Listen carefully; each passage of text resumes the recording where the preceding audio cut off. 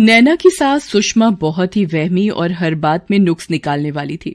नैना, ये क्या दाल बनाई है? 2 कंकड़ निगल गई हूँ अब तक। ठीक से दाल को बिना नहीं होगा। जितना मर्जी अच्छा कर लो, फिर भी इनकी मुंह बनाने की आदत नहीं जाएगी। नैना सुषमा के व्यवहार से गुस्से में आ जाती थी, पर वो चुप रहती थी। एक दिन, नैना, ये वॉशिंग मशीन में अपने कपड़े पहले डाल दिए, मेरे बाद में इसका क्या मतलब है? तुम्हारे कपड़े ज्यादा साफ हैं क्या? माँ जी, वो आपका सूट रंग छोड़ता है, सारा पानी रंग वाला हो जाएगा, इसलिए सबसे बाद में डालूंगी। नैना बिना कुछ बोले कपड़े धोने में लग जाती है। सुषमा अपने कमरे में चली जाती है। एक शाम, अरे सुचित्रा बहन, हमारा जमाना और था। हम अपनी सास के आगे चूं भी नहीं करते थे। सास ने कहा कि दिन है तो दिन ही कहेंगे, रात नहीं बोलेंगे। मेरी सास तो कई बार तो रात रात भर पैर दबवाती थी, आधी नींद में चुपचाप पैर दबाते रहते थे। हाँ सुषमा, मेरी सास तो आज भी ऐसी ही है। मैं सास बन गई, पर हुक्म उनका ही चलता है। अभी अभी बहू से देसी घी की घिया की सब्जी बनवा कर आ रही हूँ। अब यही मैं अपनी बहू से कहूँ कि देसी घी का पराठा बना देती तो बोल देगी आपको घी नुकसान देगा। बताओ, उम्र हो गई देसी घी खाते हुए, सादी रोटी बना देती है बस। माँ जी, ये चाय। आंटी जी, ये आपकी कम चीनी वाली। अच्छा बहू, ला दे। वो मैंने जो मटरी बनाई थी वो भी ले आ।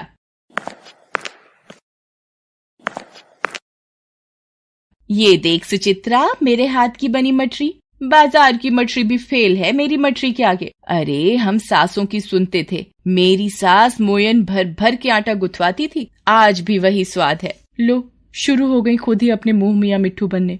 सुषमा हमेशा नैना पर हावी रहती थी। एक दिन तो हद ही हो गई। नैना, दूसरों की बहुओं की मुझे कोई परवाह नहीं, पर मेरी बहू घूंघट ही निकालेगी। लेडीज संगीत में सबके सामने घूंघट में रहना। पर माँ जी, अगर घूंघट कर लूंगी तो देखूंगी कैसे? क्या मेरे मुंह पर मना कर दिया? मैं तो तुझे सीधी सास मिल गई। मेरी सास अगर होती तो अब तक पूरा घर सिर पर उठा लिया होता। जितना मैंने अपनी सास को झेला है, उतना कोई झेल कर तो दिखाए। सुषमा जब अपनी सास कल्याणी के बारे में बोल रही थी, तभी वहाँ दीवार पर टंगी कल्याणी की फोटो हिलने लगती है। सुषमा नैना को अब बहुत टोका टाकी करने लगी थी। नैना, शाम को थोड़ी मूंग की दाल बना ले, हल्की हल्की स्वाद लगती है, पर मिर्च कम डालना। माँ जी, मैं दाल उबाल दूंगी, हींग जीरे का छौंका आप अपने हिसाब से लगा लेना, वरना कहोगे कि मिर्चें ज्यादा कर दी। ठीक है, मैं बना लूंगी। वैसे भी मेरी बनाई दाल तो लोग उंगलियां चाट कर खा जाते हैं। जब सुषमा दाल चख कर देखती है, ये कैसे हो सकता है? मैंने तो मिर्चें बस छुआई थी। शायद बनाने की आदत नहीं रही। माँ जी, ये आपने दाल में मिर्च डाली है या मिर्च में दाल डाली है? हो जाता है कभी कभी, तू भी तो तेज कर देती है। उधर नैना छत पर कपड़े सुखाने जाती है। अगर यही मैं मिर्च मसाले तेज डालकर कोई चीज बनाऊं, रोहित और पापा जी के सामने, तो क्या विदेश तक खबर पहुंच जाती कि नैना ने तीखा खाना बनाया है। बिल्कुल सही कहा बहू। ये सुषमा शुरू से ही ऐसी ही है। खुद की गलती दिखाई नहीं देती, दूसरों को दोष देना। कौन है? किसकी आवाज है? तुम्हारी सास की सास हूँ मैं, कल्याणी देवी। कल्याणी देवी की आत्मा सामने आ जाती है। आपकी तो तस्वीर नीचे कमरे में लगी हुई है। आप तो रोहित की दादी माँ हो ना? प्रणाम दादी माँ। खुश रहो बहू, दूधो नहाओ, पूतो फलो। ये सुषमा सास बनने के बाद ज्यादा ही इतरा रही है, जैसे मैं तो इसकी सास थी ही नहीं। मैंने सब सुन और देख लिया है। हर वक्त मेरा नाम लेकर तुम्हारी नाक में दम करती रहती है। पर आप तो मर चुके हो, आपकी आत्मा कैसे यहाँ आ गई दादी माँ? इस सुषमा को सबक सिखाने के लिए तो मैं परलोक से भी वापस आ सकती हूँ। अब तू अकेली नहीं है, इसको सीधे रास्ते नहीं ले आई तो मेरा नाम भी कल्याणी नहीं। थैंक यू दादी जी।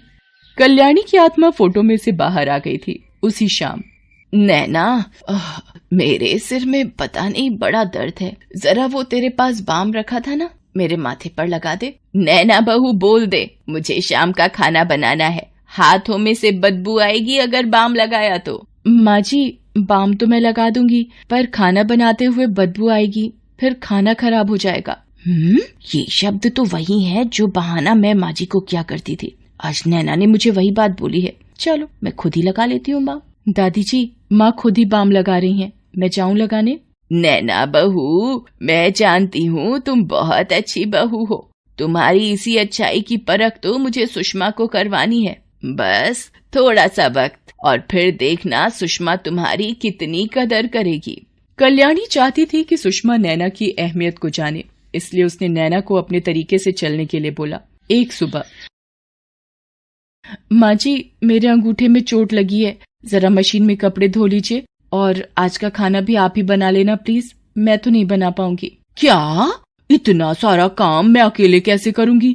कपड़े कल धुल जाएंगे जब तुम्हारा अंगूठा ठीक हो जाएगा। माँ जी कल कपड़े कैसे धो सकती हूँ? कल तो बृहस्पतिवार है ना, और आप तो थर्सडे को कपड़े धोने के लिए मना करते हो, इसलिए कपड़े तो आपको आज ही धोने पड़ेंगे, वरना परसों तक तो मशीन भर जाएगी। बिल्कुल ठीक बोल रही हो बहू, ऐसे ही बोलो। ये सब तो मेरे साथ हुआ था जब मेरे हाथ में जरा सा चाकू लगा था। मैंने माँ जी को चोट का बहाना करके सारे काम उनसे करवाए थे। ये नैना मेरे साथ वैसा ही कर रही है, पहले तो सारे काम चुपचाप कर लेती थी। सुषमा घर का सारा काम खुद करती है और नैना कल्याणी के कहे मुताबिक चोट का बहाना करके कमरे में बैठी रहती है। क्यों सुषमा, कुछ याद आया? तुमने भी मेरे साथ कुछ ऐसा ही किया था जैसा आज नैना ने तुम्हारे साथ किया है।